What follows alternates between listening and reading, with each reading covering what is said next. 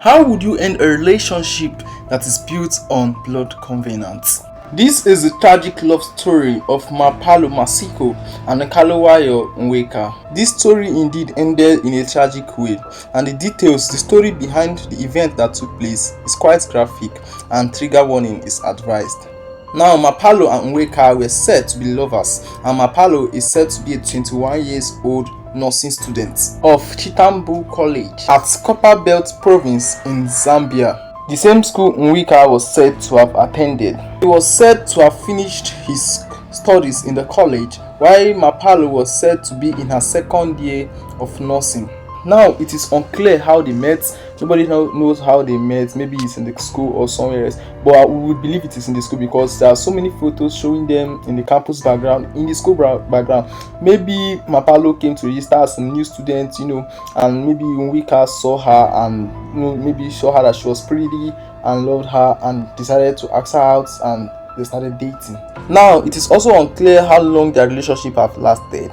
But judging from the fact that Mapalo was in her second years when all this tragedy happened, then we could say maybe they were in their second 2 years or 1 year relationship. The relationship hasn't exceeded 2 years. It should be around 1 or 2 years, judging from when from the fact that Mapalo was in her second year when it happened. Another thing that is unclear is that we don't know if how peaceful relationship is. No relationship do have fighting and kinds of, maybe they were fighting, but based on judging from their looks and the pictures and all that, seems like they were cool with each other. It doesn't look like they were having issues.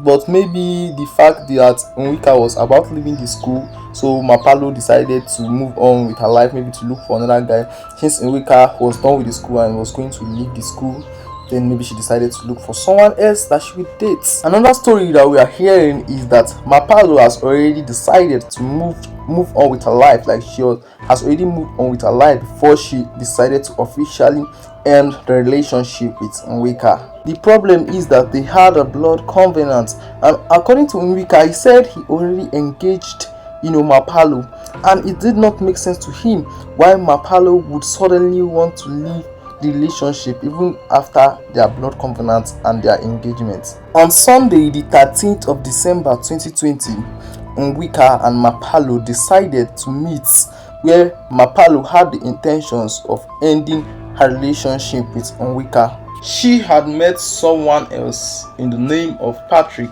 and she is totally in love with Patrick, and she's no longer in love with Nweka anymore. According to Nweka, he tried to plead with Mapalo, he didn't want the relationship to end. He was still so much in love with Mapalo. He promised to right his wrong. If anything is a problem, she should let him know so that he can plead.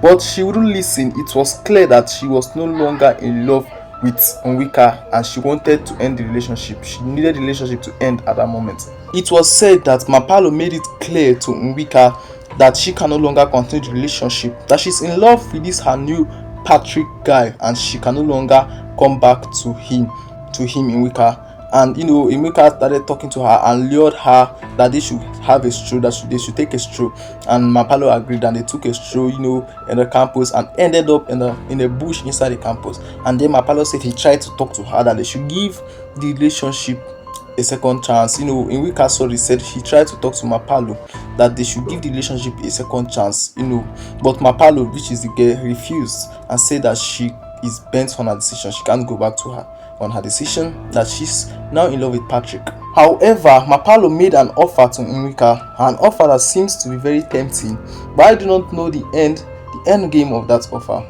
Mapalo offered to have sex with Nweka one more time, and she said she will give him anything, even if it is a child, that she's going to give it to him.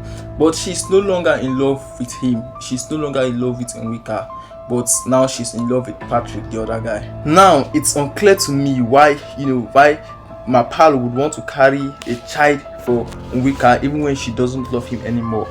Does that mean she wants to carry a child when she have another boyfriend? How will her boyfriend feel? How will Patrick feel when he finds out that the child is not his? Or is there something that is seriously behind it? Could it be that there isn't any Patrick? Maybe there was never a Patrick. Maybe she just wanted to get out of a blood covenant. Maybe they told her to do something like that, and that was how she's going to be free.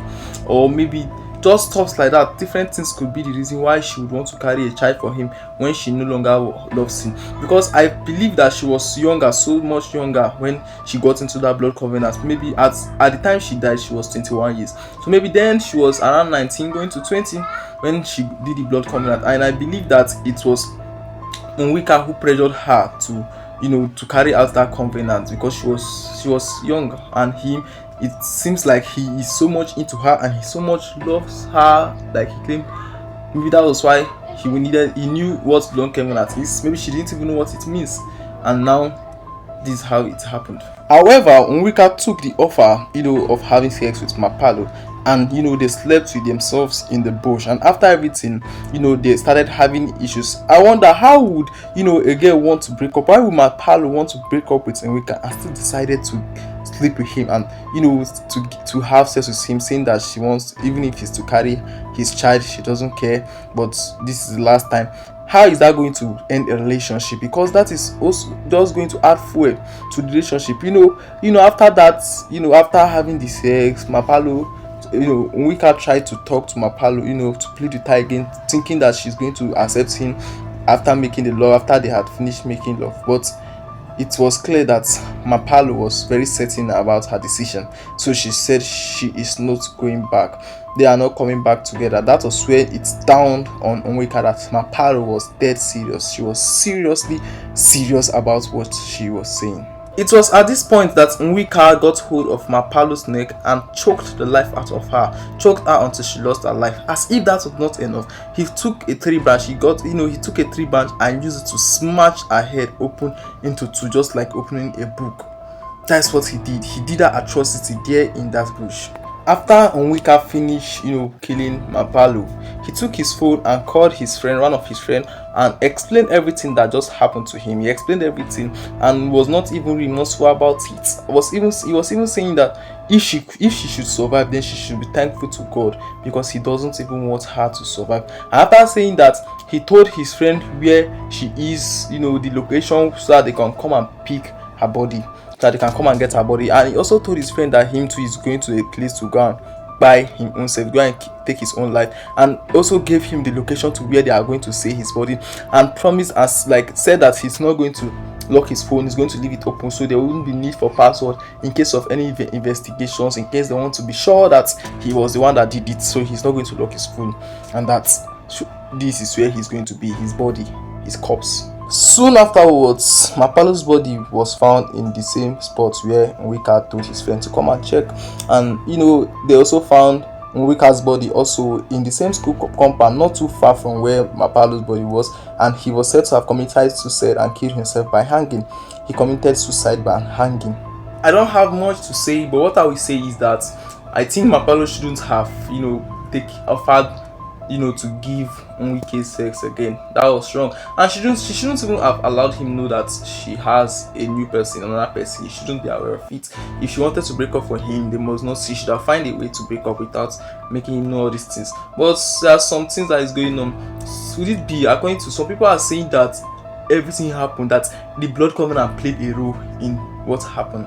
Like, if they had no blood covenant, things wouldn't have gone this way, and that it was some spiritual force that bind them both in life and death, that was acting, not like they were acting on their own normal physical power or something like that. So something about that blood covenant was played a role in that death.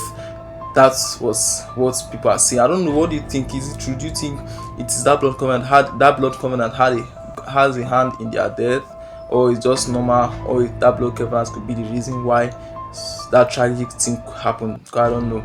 Thank you for watching. I remain your boy Travis. Do like this video, share it, and subscribe. Also comment your thoughts about what you think about blood covenants. Thank you.